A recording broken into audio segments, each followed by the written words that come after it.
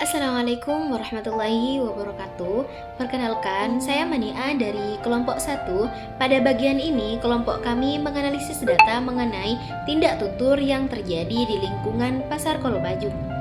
Analisis ini berfokus pada tuturan antara pedagang dan pembeli yang mencerminkan interaksi sehari-hari dalam kegiatan jual beli. Materi yang kami bahas adalah tindak tutur yang terdiri atas 3 jenis, yaitu tindak tutur lokusi, ilokusi, dan perlokusi. Analisis ini menggunakan teori Augustin yang menjelaskan bahwa setiap ujaran bukan hanya sekedar kata-kata, tetapi juga mengandung maksud dan dapat menimbulkan efek tertentu bagi lawan bicara. Melalui teori Augustin tersebut, kami mencoba memahami makna di balik setiap ujaran, mulai dari apa yang diucapkan, lokusi, maksud penutur, ilokusi, hingga dampak yang ditimbulkan pada lawan bicara, yaitu perlokusi. Sebelumnya, saya akan memberikan pengertian apa itu tindak tutur.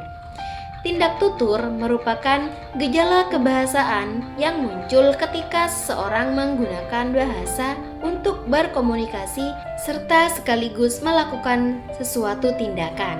Jadi, saat orang berbicara, ia tidak hanya menyusun kata-kata tetapi juga bertindak melalui ucapan. Misalnya, bertanya, memerintah, meminta, menawarkan, mengajak, meyakinkan, serta menolak.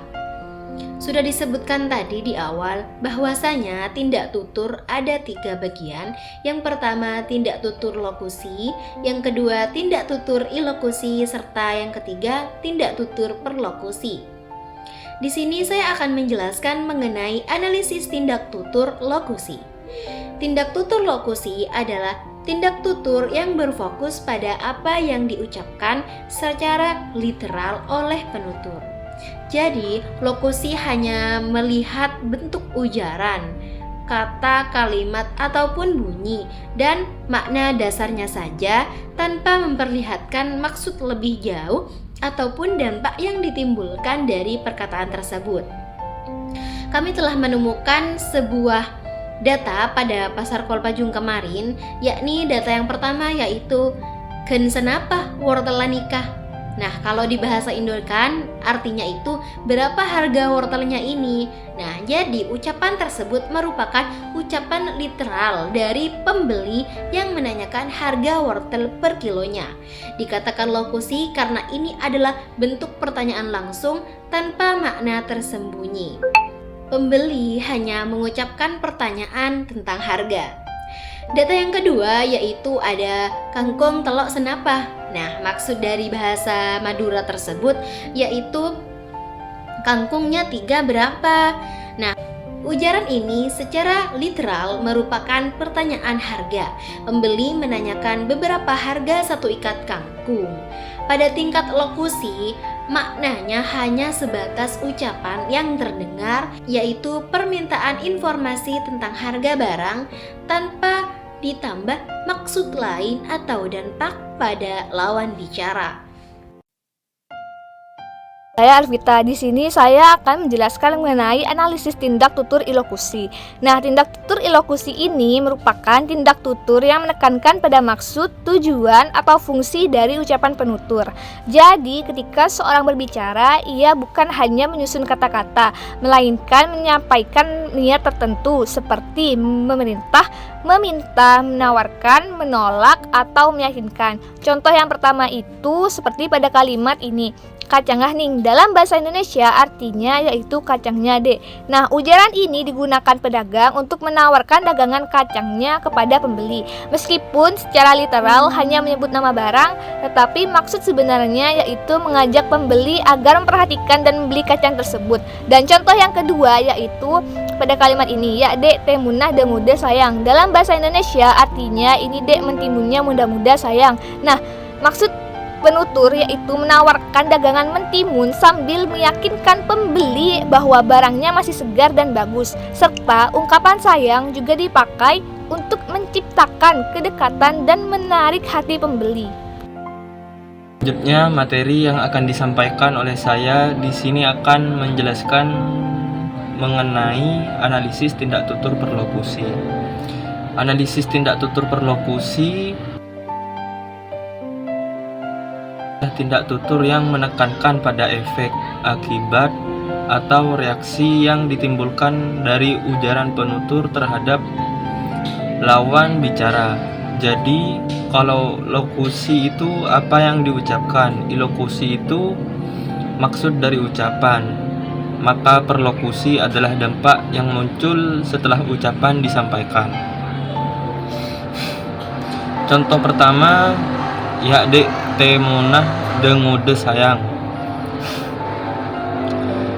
Dalam bahasa Indonesia, ini dek mentimunnya muda-muda sayang. Ujaran ini dapat membuat pembeli tertarik, memperhatikan mentimun, merasa akrab karena disapa dengan sapaan sayang. Lalu pembeli bertanya harga serta membelinya.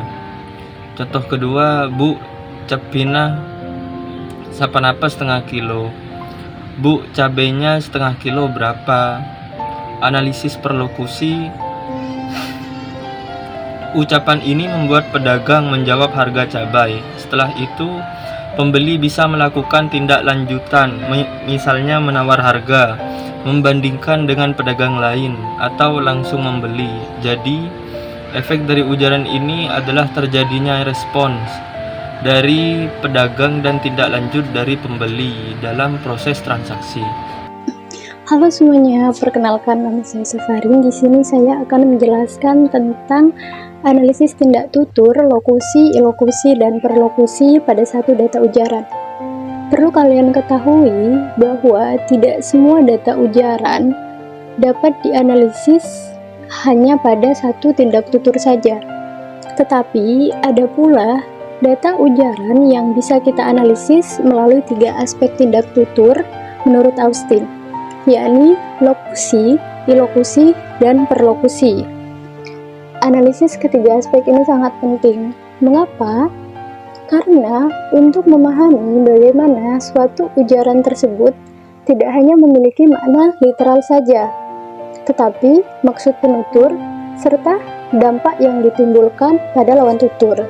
Seperti contoh, Bu, cepina senapa setengah kilo, yang dimana lokusi pada ujaran tersebut ialah apa yang diucapkan secara langsung oleh pembeli, yakni di mana pembeli mempertanyakan harga cabai setengah kilo. Ilokusi dari suatu ujaran itu ialah maksud dari pembeli. Nah, pembeli mempertanyakan hal itu untuk mengetahui harga cabai itu sebelum membeli. Perlokusi dari ujaran tersebut ialah dampak ucapan pada lawan tutur, yakni pedagang menjawab harga cabai, lalu pembeli bisa menawar ataupun membeli. Jadi, kesimpulannya dari yang saya jelaskan adalah bahwa lokusi ialah untuk bertanya harga, ilokusi ingin tahu harga, dan perlokusinya ialah pedagang menjawab dan pembeli menindaklanjuti. Jadi sudah paham bukan bagaimana perbedaan antara tindak tutur lokusi, ilokusi, dan perlokusi. Ketiganya memang saling berkaitan dan tidak bisa dipisahkan dalam proses komunikasi. Melalui analisis ini, kita bisa tahu bahwa setiap ujaran di pasar tidak hanya sekedar kata-kata, namun juga memiliki maksud dan efek tersendiri. Nah, biar lebih kebayang gimana penerapan tindak tutur dalam situasi nyata, bentar, kita lihat dulu yuk video tindak tutur yang ada di pasar. Tahan.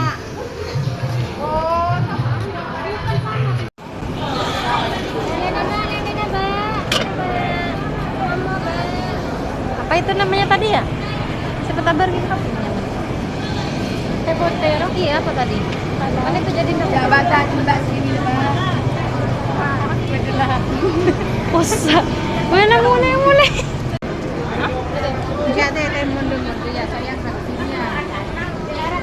Beli. Dadah.